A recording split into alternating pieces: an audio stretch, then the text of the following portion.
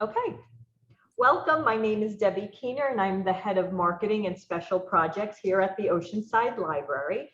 I would like to introduce my colleague and fellow presenter this evening, head of adult services, Nadine Spano. We are known here at the library as Deb and Nay, and we encourage you to go to pagingoceanside.com to learn more about our series of book discussions on the same page with Deb and Nay, Books and Banter, our podcast, and of course, our author spotlight programs that we host, and that's what's happening tonight. So lastly, Nadine and I would like to thank everyone here at the Oceanside Library for giving us the opportunity to bring events like this to our community. Nadine? Thank you, Debbie. So I'm very excited. Without further ado, tonight's guest is Caroline Louise Walker. She grew up in Rock Island, Illinois, which I believe she said she's there this evening in her hometown to be with us. Her fiction and nonfiction, she's received fellowships from the MacDowell Colony, the Kerouac Project, and Jentel Arts, among others. She holds an MA from NYU, and Man of the Year is her first novel and was a Deb and Nay on the same page September book discussion pick. Many of you will remember. And welcome, Caroline. It's so nice to have you. Thank you so much Thanks for joining for us. having me. I'm so delighted to be here and so grateful to have been a part of your book club. I can't wait to hear what people thought and what questions they have, and I really appreciate it. I'm glad to be here. Great. So we talked a little bit before we came on camera, and you started to say something about I think it was was it your hometown or something about traveling a lot. So you said, oh, I'm going to wait and share that with everyone. So tell us a little bit about your life, what you're doing, you're traveling, why you travel so much. I'm curious. I don't think I know how to not travel so much. I think that's probably come from me. No, that's I think in my DNA, and I'm curious about the world, and I fall in love with places, and I feel homesick for all of them. I can't wait to get much, but I think for a while now I thought I was going to travel around and find my place, and now I wonder if I have a place. I think my place might be to stay in motion. I don't know. So I've lived a lot of places, but now pandemic times kind of took me back to my roots. So I am currently in my hometown. I have not been living here. I've been living at this house in the woods a few hours north of here, like in the driftless with no internet, and like a puppy, and just being a wildling and writing and exploring. But it's nice to come home. Actually, it's nice. That's great. So when did you realize you wanted to be a writer? And was there a moment after you were published with your debut novel that you thought right away, this is me, this is it, this is my future? Well, I'll answer in reverse first, that I'm not sure that moment happened after. I think it was during that process and realizing there's nothing else I want to do. This is like, I think also it's the number of revisions and like getting up and going. There were other things I've done in my life that I've heard people say, like, you'll know you want to do this thing, this other artistic thing, because you can't not do it. And there were things I'm like, yeah, I cannot do that. I could definitely do something else.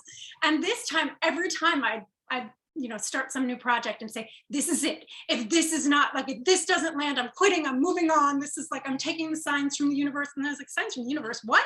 I'm moving on to the next thing. And I realized that I loved it. I loved it enough to not want to do anything else. And I still love it. So that's good.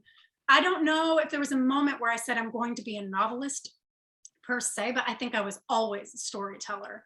I think that came naturally to me. Living in my head with my imaginary friends was home to me, and creating. And I grew up in a really creative home where I was encouraged to color outside of the lines and grow my vegetables and believe in my imaginary friends as long as I could, and make music and try new things. And I think the music of language has always really appealed to me. And so I've always loved reading. I've always loved reading. I've always loved stories. I always loved falling into my imagination, which I'm sure is a recurring theme with authors. I think we love storytelling, but I did have other ways that I thought that this would go for me. And I left home when I went to college. I studied at Vanderbilt first, and then I transferred to USC because I wanted to be an actress. I thought that's how it was going to be. And then that was one of the things where I was like, I actually I don't think I like this. I don't think I like how this feels. And I don't think I was cut out for that world. I think I liked being on stage and doing musical theater as a kid. But I don't think I knew what to do with myself out there. And I was young. It's a weird place to come of age. And so then I went abroad and traveled and taught English overseas and lived in Spain, and thought, I'm going to do something serious and not be an artist, and then everything will be easy. Like, my life will be really simple if I can just not be an artist. So I went to graduate school and studied human rights and global affairs, and thought, I'm going to write serious papers. I'll write policy papers and I'll do useful things with my time. And I think just my imagination it just didn't make sense to me to not care about the music of the sentence and to just care about the policy, which I care about also. But Right. that my first jobs out of graduate school, so I moved to New York, and I didn't plan it this way, but I needed a job, and my first job was as an editor at a nonprofit. And then as nonprofits sometimes tend to do, I was like given all these amazing jobs to try, and a lot of work. So I was producing PSAs and creating a blog and editing a magazine and working with putting together events and doing all of these fun storytelling things, and ended up getting another job as an editor. And from that job, I was writing a lot. And from that job, somebody reached out to me and said, would you like to ghostwrite a book? And I said, sure, why not? So I started working on that project that fell through. But at some point, I asked this editor, what about my own book? And so I started working on my own book. And then as I was finishing this nonfiction proposal, I was like, so what would help an unknown sell this book? He said, well, you could have a TV show about it. And that coupled with that, I was like, great, I'll go do that. And I went out and filmed a sizzle reel and got a development deal that was really great. And things were, just sort of basically, how did I become a novelist? I just kept saying yes to the next thing that felt interesting to me. And when people said, try it this way, I thought, okay, so I guess, I never studied formally in a way, but my life has been ongoing education. And then I left New York. I moved to Chicago because my siblings were there, and I knew they wouldn't be there forever. And I thought this would be a fun time to be with them. At that time, I was juggling so many jobs. I was working I was doing that television project. I was working on the book proposal. I was working with a team that I felt like I had to hold, really take care of. But then I was also working at a preschool to make money. But then I started working at a restaurant to get health insurance because I was sick all the time from the kids at preschool. And I was wearing myself down to the bone, and just thought, I sound so dramatic about being lucky enough to live in cool cities and have jobs that let me live. But I found myself getting really worn down and thinking, okay, I don't know if this artist is for me. I don't know if I can see this through. And was applying for regular jobs, and saw something about the Kerouac Project, which is a residency program. It's 3 months at one of the houses that Jack Kerouac's mother lived in, and he lived there for a while when he wrote Dharma Buns there in Orlando. And I didn't know anything about residencies. I thought I was a journalist and a producer. I don't know, I applied for this thing, and I don't know what aligned in my stars, what happened in my past lives to let me get this invitation, but I was invited there. So I was another one of the things where I thought, I'll just throw out a bunch of lines, and whatever happens first, I'll do. And I'm glad I didn't get those other jobs I was applying for, because I went and had 3 months to do nothing but figure out what I'm capable of. And it was really that I am so indebted to that program, because it just is the most absurd and extraordinary thing to be gifted time and space to, when everything else falls away, what am I capable of? And so somebody there who'd seen me interact with his kids, or a friend of mine, not that somebody there, somebody I had seen me play with children, and said, you need to be writing fiction. You need to be making up stories and not just step away from this other project that I was so attached to. And I did, and I just started writing fiction and fell in love with the freedom, I think with nonfiction, I was feeling so indebted to the sources and the subjects. And I was so worried about not representing them fairly. And what if I failed somebody? And what if I didn't contact enough other people to know, what if there's another part of the story that I'm not telling that's important? And there always will be. And I just don't think I have what it takes to just say, okay, and that's where we're going to stop this particular version of the story. We can expand later. I wanted to, and I had a hard time not allowing the subjects to be human and flawed, which is something that I think you probably discovered in Man of the Year. That was like a really indulgent thing to be like, oh, these people can be messy and I can love them and take care of them. And part of why the way that I love them is to allow them to be messy or horrible people. And I can tell that story without feeling like, oh, am I going to hurt somebody's feelings? Right. Because I already know that they're going to be okay. Right. I prepped them for this. They know they're going to be okay. That's what landed me here. Just keep saying yes, and who knows where that will continue going.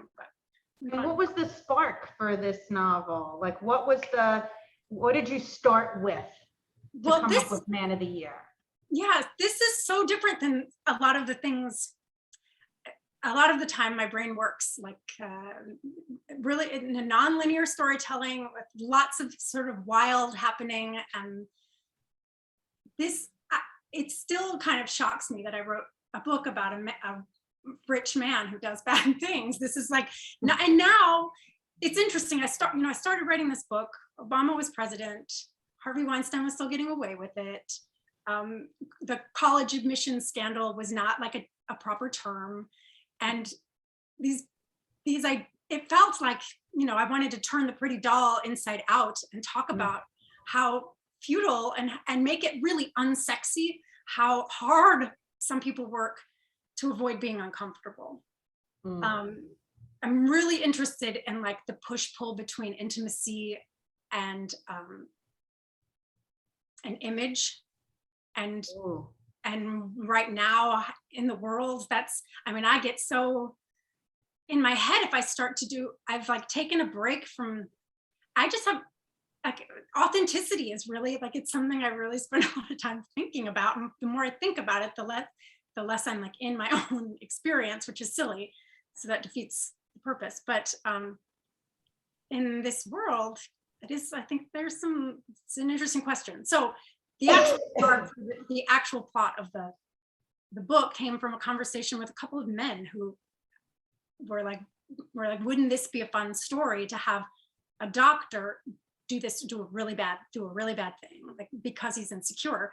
And we sort of started like spitballing some ideas around it. And I left thinking like, that's not a story I want to tell. And the more I thought about it, the more I was like, yes, there's so much that became interesting to me about it, but also I thought if this story is ever going to be told, I think a woman should tell this story. And so then it started to, grow legs and arms and eyes in my head and became a living thing, and it had to be told. But it is interesting now, conversations that we're having in the world today, and also just culture at large, a lot of conversation, lying. I didn't think we would be having lying be like so fashionable. And it's, I think I turned the pretty doll inside out, but I think we got a lot of ugly to look at. But I also think for me, what it comes down to is like, what are we passing on to our kids? What are the lessons we're teaching our kids? And can we just give them enough to break some cycles? Because it is exhausting. I definitely don't want to be this man. I can tell you it was exhausting being him. It's a lot of work. He was a really fascinating, Dr. Hart was. That's correct. Right? Very fascinating. I'm going to skip a question because you touched upon something like, we can see from the moment you open the book and start reading that Robert Hart is just spiraling out of control. Like what you see with Man of the Year, and he's honored and revered, but he's just, his inner insecurities are just eating away at him with his new wife, and his son and his son's friend Nick. Right. And, you know, I found it really interesting. We were just talking about that. Usually it's a female protagonist that has a lot of those insecurities in the relationship. When you read these novels, it's the woman who's falling apart. Right. And I found that to be just so interesting. And now you kind of just touched upon that a little bit, and I guess maybe you answered this a little bit, but was this character based on anyone in particular? Did you have a person, a guy in mind, or was it a culmination? Sadly, no, I was a composite of a way too many people that fit into that form that I've experienced in my life. Yeah, he wasn't hard to pin down. Once I started playing around, he wasn't really hard to find. Yeah. You don't read about those kind of characters very often. It's usually always the hysterical woman. Yes. Yeah. So I found that to be really very unique in this story. You know, and he seems to be living the dream, right? His affair actually turns out to be a very successful what we think is a successful marriage to Elizabeth. He seems to be honored by his community and fellow friends who love his, you know, tease him about his boat and everything he has. And what made you write him as a character with such inner, like his paranoia was a very interesting character trait, I think. I thought that was just fascinating. Why paranoia that way? I mean, he really was paranoid. Yeah, he really is. I think at one point, I mean, initially, when I had that question in my head, what would make a man do this thing? Sort of, what would make a man, and watching, you know, the news at the time, which is, I mean, just watching the world unfold, thinking, how do people move through the world like this? And really crawling in the head and being like, okay, so how does he move through the world like this? How is he justifying his behavior? But I think the catalyst for him, what kicks off the neuroses and the paranoia, he was able to coast for a long time and believe his own mythology really clearly in this really tightly preserved bubble of his family, this thing that he's built, his image. Now he has this other set of eyes on him. He has this person who comes into his home, this young man who knows himself, who is pretty secure in his skin. And that's a big threat to Robert. And it's a big threat to his ethos as a parent. He doesn't want his own, he needs to believe that the way that he has experienced the world and the entire architecture of his worldview is true. Otherwise it collapses and his entire sense of self collapses. And so I think the paranoia comes in with self-preservation, with wanting to, I have to uphold this mythology. And there's somebody poking holes in it and chipping cracks in it by just being a self-assured young man who, if Robert just said, oh, hey, tell me about yourself. Like, who actually are you? You're somebody I don't understand. You're somebody different than us who's come into this home. Who are you? Let me get to know you. But that's too scary for him, I think. So the paranoia really builds from being observed. I think that's the difference. Is he's no longer the cameraman in his own movie. He's realizing, oh, I have an audience now. And so the performative fatherhood, the performative husband, the performative doctor, like this upstanding man of the year becomes a character so self-destructive, but he's like holding on to it for dear life in order to try to convince Nick it's true, because as long as it's true, he can stay who he is and justify his behavior. Right. It's funny that you say if he were to just ask Nick about his story, because during our book discussion, one of our participants, Steve, actually said, but why didn't he just ask him? And we were all like, that's so true. Why didn't he just say, hey, Nick, like, tell me about yourself? He was surprised that his parents had died. Like, he was so surprised. If he just sat down and spoke to him, there there would be no need for all the other things that took place. But He's so ego, his ego was so, he could not even think of questioning, what was happening. And what was- and- yeah. Yeah, like he just, it wasn't in it was his- automatically also, he automatically just felt he's after my wife. Yes. Well, don't you think that's kind of, I mean, I don't want to say that's a male thing, but sometimes that's a defense mechanism. Like, well, he has to be you remember in the beginning of the book, everybody was envious, right? Of him and Elizabeth because of her, glamorous beauty, way and right. her beauty. So I feel like what else was he going to blame Nick for, really? True. I don't know. I think, That's and I think it was a goal of his, was to have an enviable life. Yeah. And now he's achieved, now he's reached the pinnacle, right? And then, so now people envy his life. So now he's got to figure out what to do with that. Now, if he can't climb any higher, Right. then how does he maintain that sense of like, there's nothing else to be grabbing for in that moment? What is he going to do when he has to just sit still with himself and maintain a hold on all the things he already has?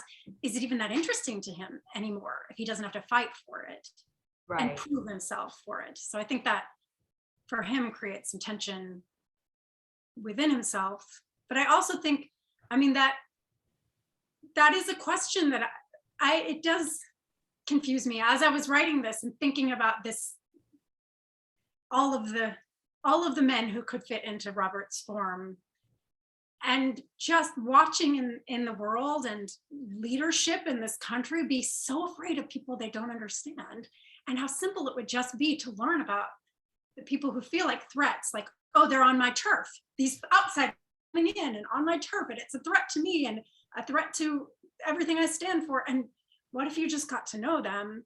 But I think that for both Nick and Kayla, which are the reasons I did not include their voices, it's because if we just heard if somebody just listened to them from the beginning, these tragedies wouldn't have happened. Right. People didn't listen to them or believe them, or were so invested in moving a narrative along in a particular way that supported their own worldview and their own identity, that we don't even hear from the sources, who happen to be young people who happen to need the support.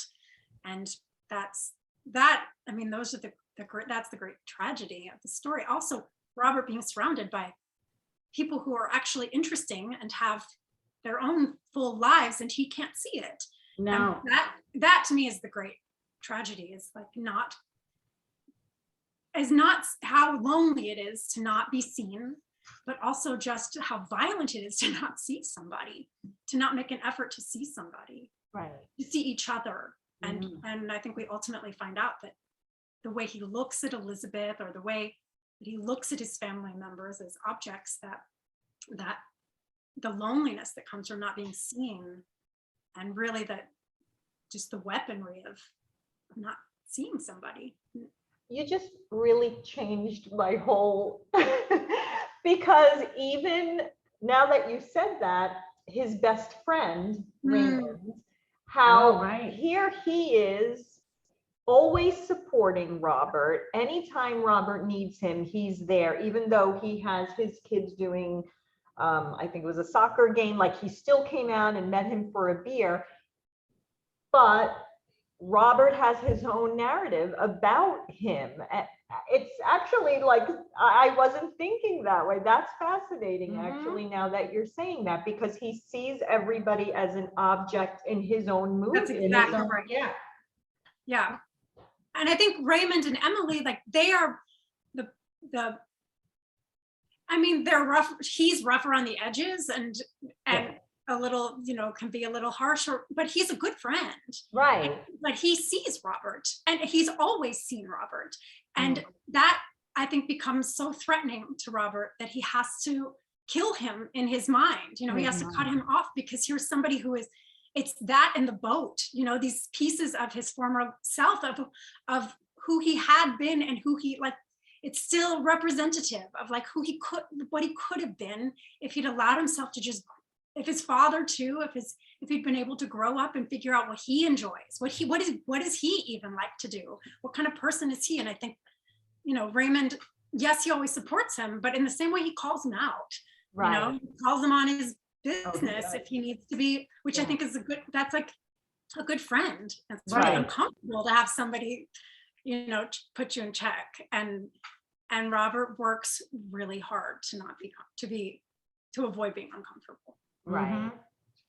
But that's to me, that family who loves each other, Emily and Raymond and their kids, and it just he can't. I think that it's like Nick knowing himself. Robert can't allow himself to believe that they could actually be happy, because then what is it all for? Everything that he's worked for and Right. struggled for and stepped on people for, what is it?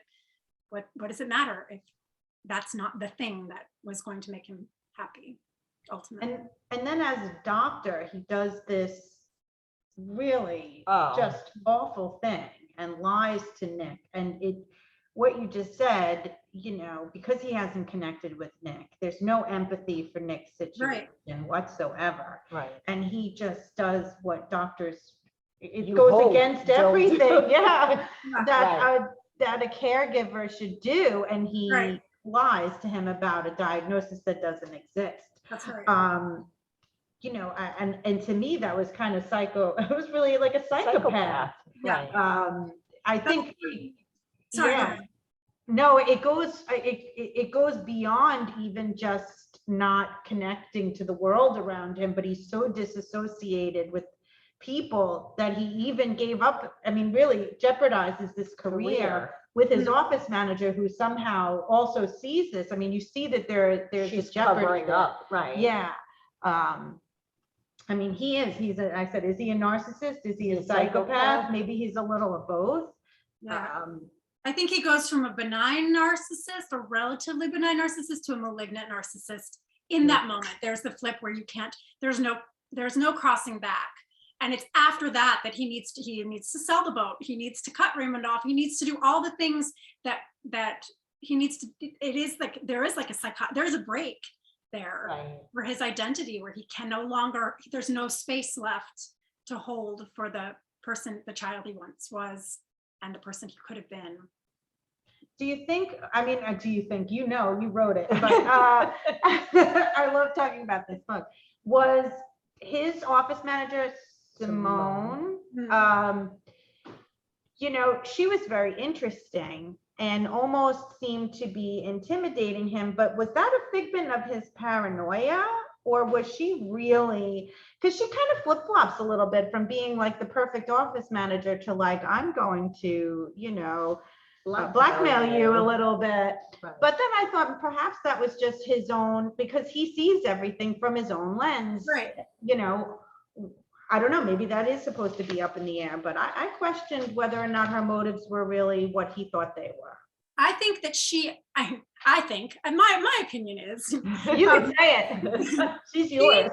She really thought, I think she still had like a little bit of nice girls finish first. And if I just do my job, I can't tell you how many jobs I've done where I'm just like, well, I'm just grateful to be here. I'm just grateful to have a job, and you don't need to pay me, and not really even knowing my own worth or knowing how to stand up for myself, or just thinking as long as if I'm a good girl and I just do follow the rules, and when she recognizes, oh yeah, the rules really and truly were not written for me. And when her ex-girlfriend and her friends, she is like a fully realized person, and Robert has only ever seen her as a resource. And so I think we get to see it. Yeah, that's all he's like taken in. I'm sure he hasn't ever seen the eye rolls or the exhaustion, or like he just sees a perky person ready there to serve him. She exists as this like object to serve him. But I think, when she toward the end makes a decision to sort of press her luck and press him, she's recognizing, yeah, these rules were not written for me, so I'm going to go ahead and write my own rules. I'm really tired of being alone and following all the rules and not having it work out for me. And I think you've got a lot of people in there, can hear. And I think actually there's a number of women who have moments where they're like, I've done everything right. Like I've done it by the book. The Alexis, the police officer, I follow the rules. I do it right. Or, Right. you know, the aunt Naomi, and Yeah. thinking about like, you know, we're trying to make mother and daddy happy. We're trying to do the right thing. And then just why? It's exhausting. That's exhausting too. And when the rules were set up to serve Yeah. Robert, Right. Robert, you know. Mhm. So I think that ultimately is a question that Elizabeth is asking herself when she's trying to decide what to do with Kayla, what to do with the information she has, and what to do with Jonah. You know, how maybe can bend the rules to see if they can. These kids can break some cycles, but you know. Although I don't want to jump to maybe I'll hold this question because, well, I'm going there.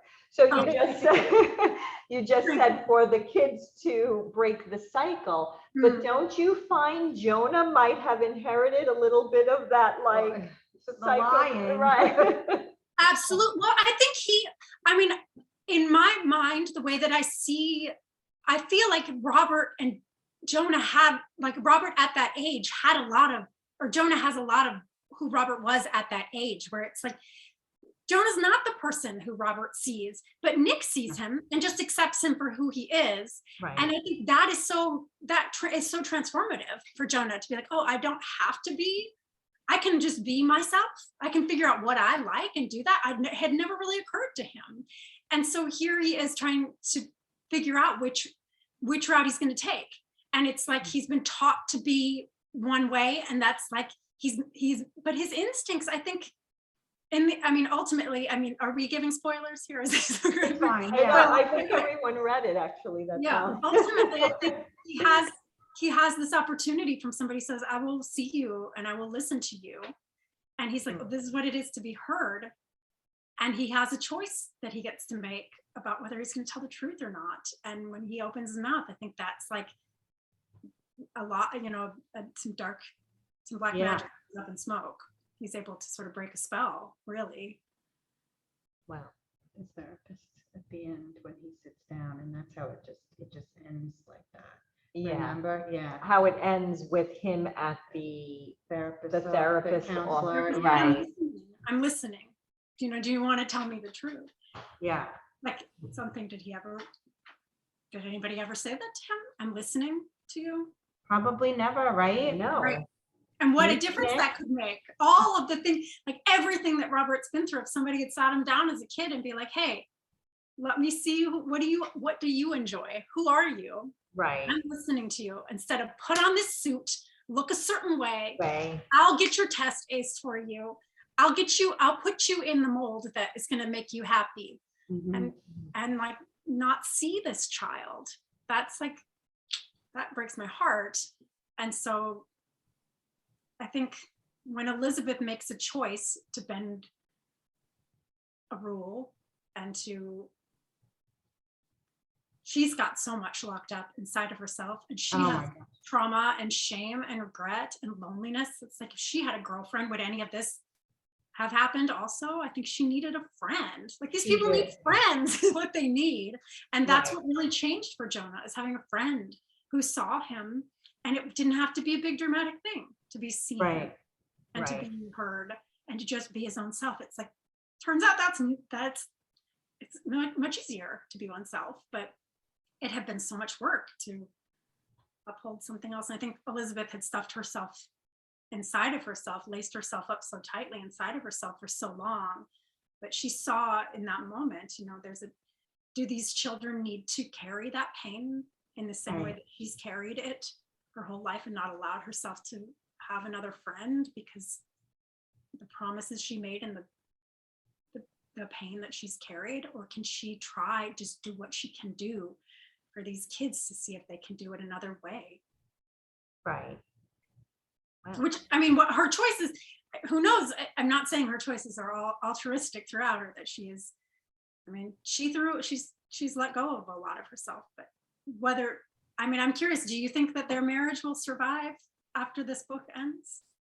Oh, well, No. I think at some point, The truth the will truth come will out. come out and she'll become very resentful. And it might be Jonah actually, who down the road is the catalyst for that, just because he might, like you said, need to just be real and speak his truth about what happened. And that, boy, that's a shakeup. Will we know what's gonna happen? Yes. Is there a part 2? Yeah. Is there Son of the Year coming out? Son of the Year. I definitely think that Elizabeth making a friend in the end, like a real friend, Right. like that's the game changer for that family, whether they're going to stay together. Like she doesn't, one person changes in a relationship and everything changes. And I think her being able to say like, oh, can I just be a little bit more myself, or like have some needs met that she has pretended like she didn't have for a long time. What happens when that person is like, when life is breathed back into a person in that relationship? I think I might agree with you that it's going to be tough for those two moving forward. Yeah. Are you working on something new? Are you writing now? I am. I'm writing.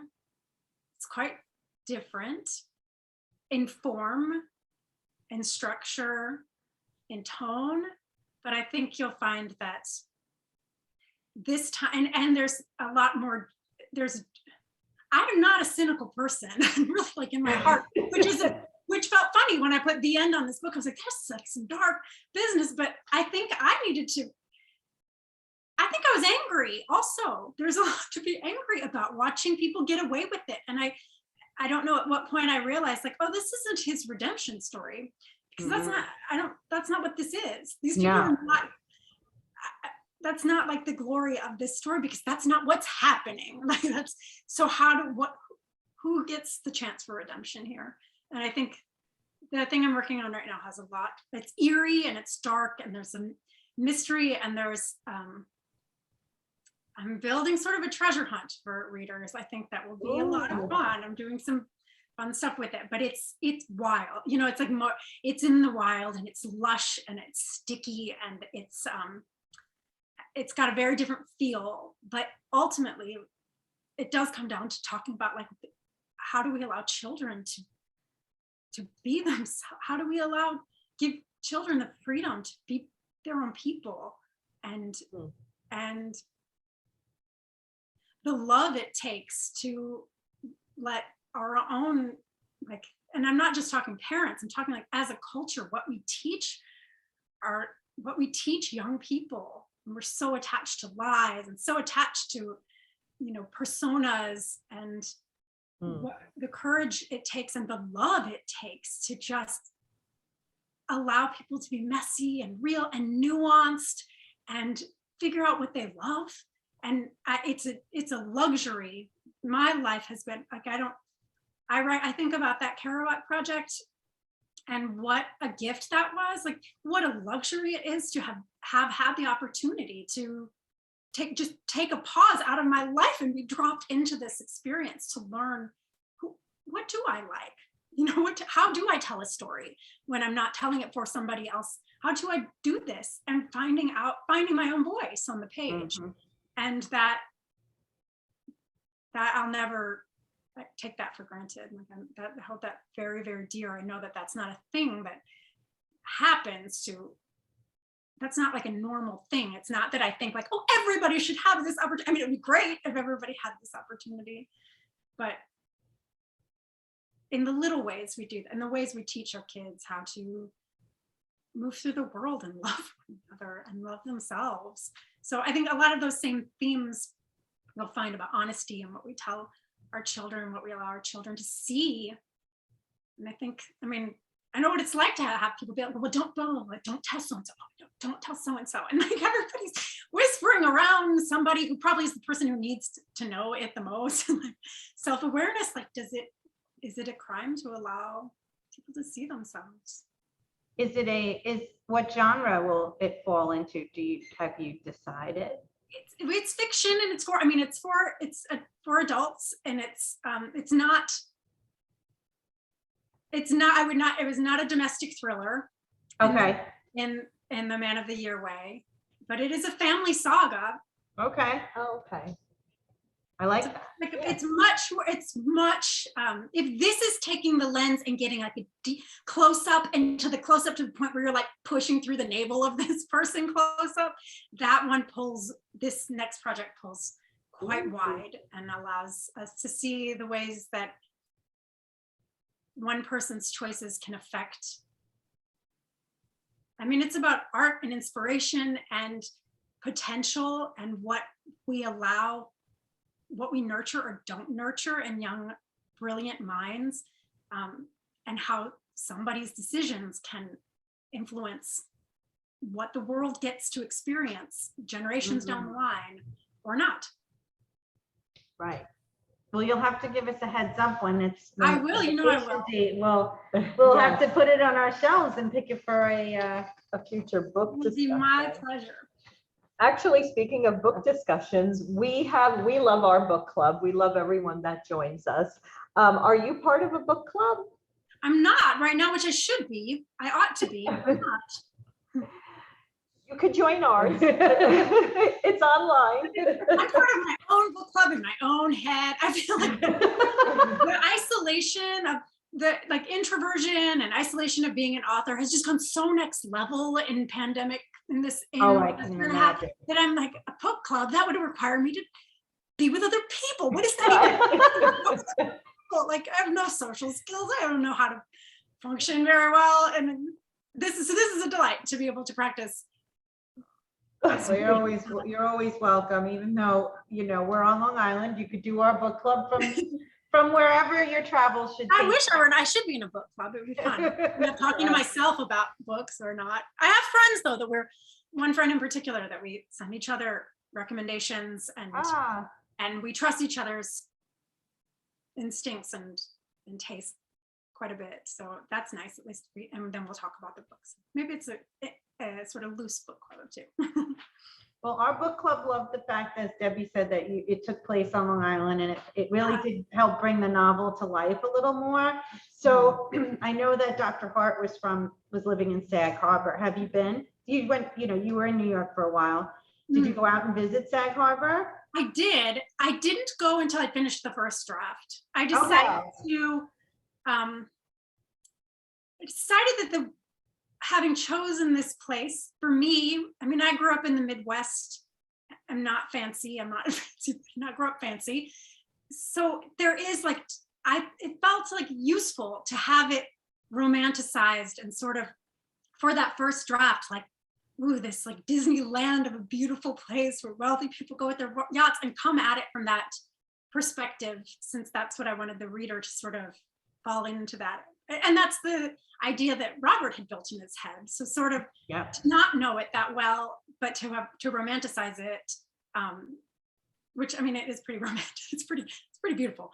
And then once I'd written it, going out and going to the cemetery where Robert's mother is buried to check and see did I choose the right vegetation, and I hadn't, like change the plants that are growing on the gravesite, or see what the sunlight would be like at that time, or where just get a stronger feel. And we went to the yacht, went to the marina, and realized, the layout of this space didn't work for how I'd originally done that party, changing some things around, or the houses, really getting a feel, and then going back and editing a lot of things and making it feel more accurate, and running it by a handful of friends from that area to see if anything jumped out at them, and occasionally things really did, which thank goodness for that. But I'd be curious to hear. I mean, the pressure's on. It does feel a little high pressure. I'm sure there are things that people read and were like, oh my gosh, well, who does she? That invader.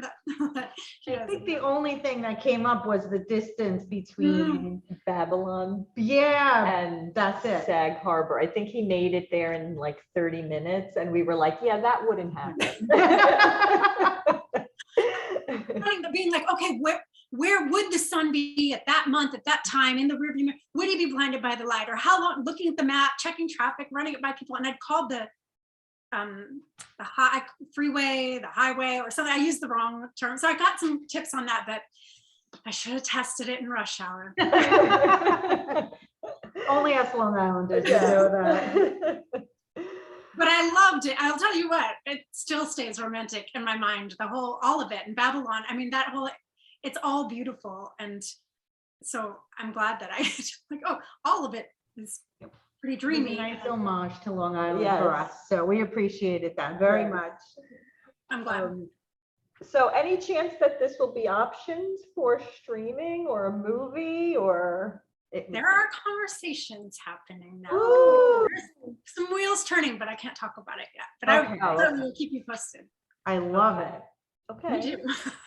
I love it. I would love to see this brought to, this would be great. Just with the twists and turns alone. And I want to know who's going to play Dr. Hart and who's going to, you always think that when you're reading a You good. have people in mind. Who comes to mind for you? I'd be curious. Oh, I don't know. Yeah. Did we talk about it a little bit? I think we did We may have. in the book discussion. I don't remember. If anybody from the book discussion remembers, I thought we did. Oh, Alec Baldwin. That That's was a good one. That is a good okay. one. He's a bit of a goofy. He's kind of silly.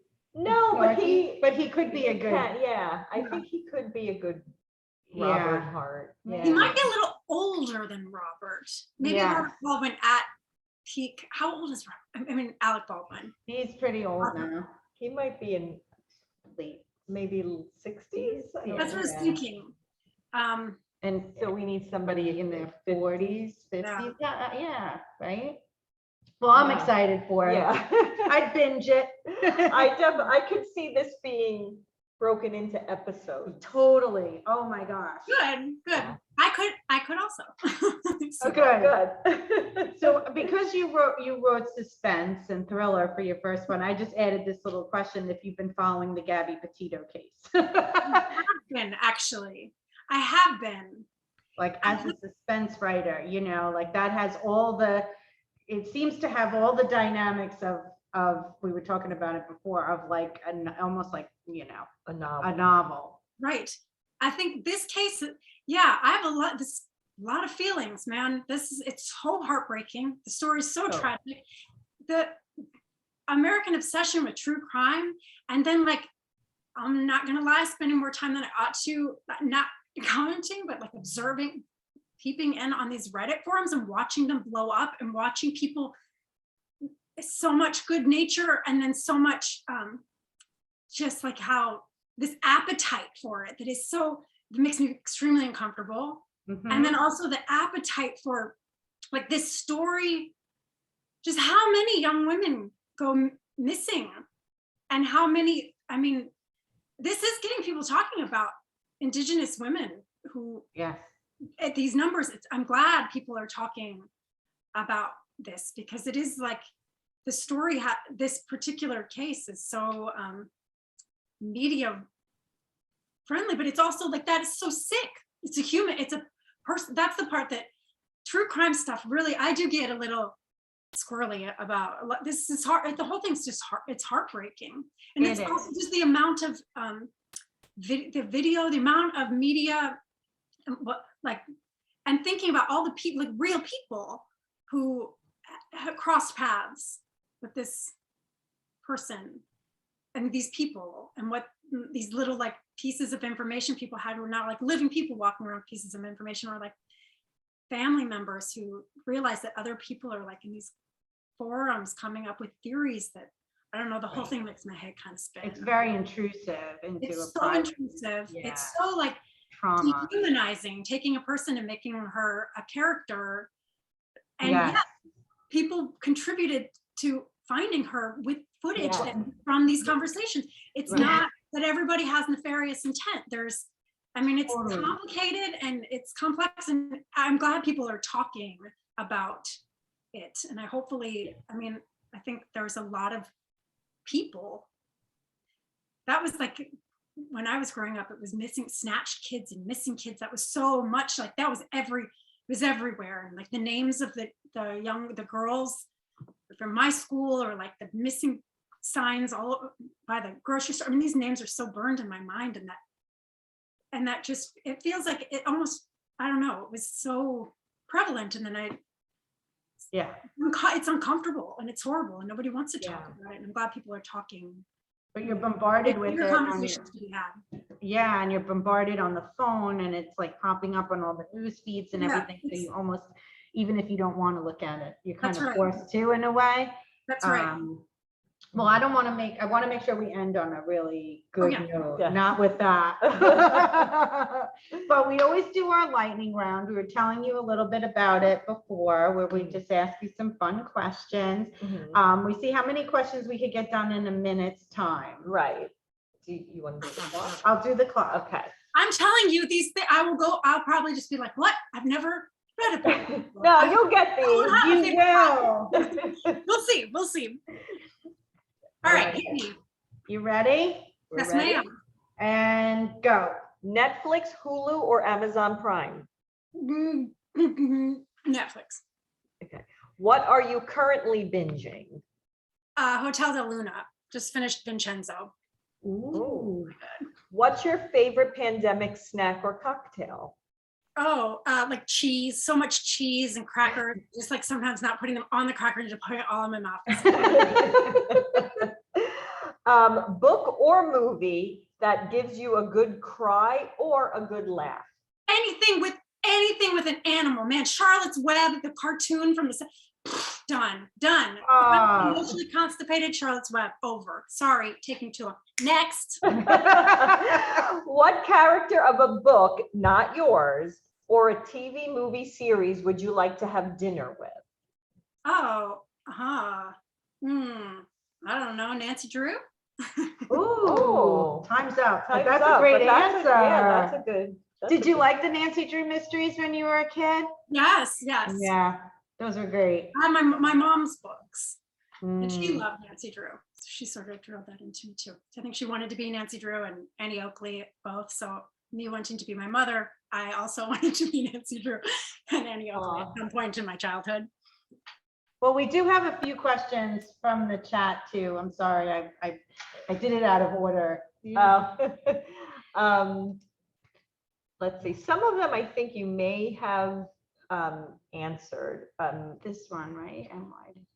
And Why didn't Robert confront Elizabeth? And why did he want to stay with Elizabeth when he thought she had slept with Jonah? I don't think he wanted to hear her say it. I think he was too, if she would have said it, that would have dismantled his whole ego and he couldn't have taken that. So we had to construct an entire world around to avoid having that conversation, having his ego crumble.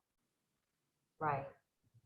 I still find it crazy that he like sent his son away at the end, that he's like, and you will never come back here. Like that's his son. And he wanted to hold on more to Elizabeth, as you said, because of the appearance of it. I'm not even sure that it's Elizabeth that he wants to hold on to. He just wants to hold on to his own mythology, I think.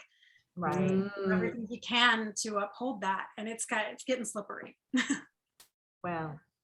Yeah. He's an interesting character.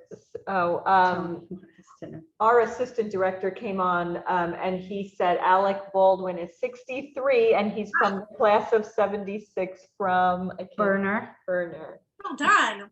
But he would, that is actually, I see that's like the perfect, he's an interest, like I can visualize everybody else, but he almost is this like everyman shadow character in my head who shape shifts and could be. Yeah. That Alec Baldwin, a young Alec Baldwin fits. Okay. I'm in my head, I'm trying to think of other actors, but they're not, I can't think of their names. But there's so many. I just think it would be such a great series. It would be a great series. It really would. Okay, I agree. I'm with you. Yeah. So we have the book here, Man of the Year. For anyone who didn't read it, but please pick it up. It's just such a good twisty, even if with the spoilers, it's still, the twists and turns will keep you reading. I mean, or listening. It was a great audiobook too. Yeah, the I audiobook. did mention that off camera. Yeah, I listened to the audio, fantastic narrators, several different ones. I think there were 3 or 4 different narrators. Yeah, 4 for the different parts. Yeah. Absolutely fantastic to listen to. I feel really, really lucky that those guys came on board, a really talented group of actors. So yes, please check out the audiobook. That's great. Well, we're coming to our hour. So we want to thank you so much for taking time out of your day and meeting with us. It was really a pleasure to speak to you. And because it was a book discussion, there's a lot going on in I know once we shut it down, we're going to. Well, feel free to email me questions if I can clear anything up, but this has been such a treat for me. Thank you for letting me practice speaking with people, people who don't live in my imagination. This has been really a really fun exercise. Great, Caroline, so great. And thank you, puppy, for letting us speak and not barking. He's being good. He is being good.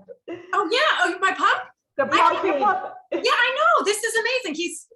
He snores really loud. He snores like an old man in a cartoon, but I'm not even hearing that. He is like, I think he's snoozing. Unless he's just sitting there being polite, being like, is this thing over yet? We'll see. Well, thank you again. Yeah. Thank you all so much. This has been my pleasure. I really, really had a great time. Thank you. Great. And thank you everyone for joining us. And please visit our website for our upcoming events. And for more information, you can go to pagingoceanside.com. So everyone have a really good night. Yeah. So take care. Good night. Thank you, Caroline, again. Thank you all so much. Thanks.